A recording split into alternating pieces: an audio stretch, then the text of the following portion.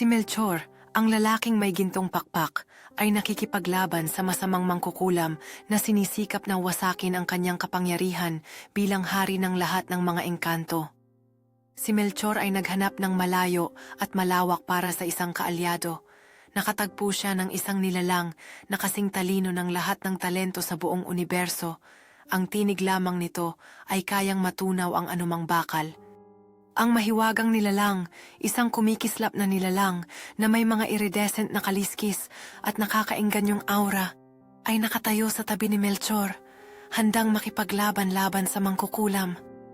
Isang makulay na tanawin ang lumilitaw habang ang mangkukulam ay lumalabas sa kanyang madilim na trono, nagtatanim ng isang nakaliligaw na spell na napapalibutan ng mga umiinog na sanga ng madilim na mahika. Si Melchor, na may mga gintong pakpak na nakabukas, ay humahakbang pasulong ng may matatag na determinasyon habang siya at ang kumikislap na nilalang ay naghahanda upang harapin ang masamang mangkukulam.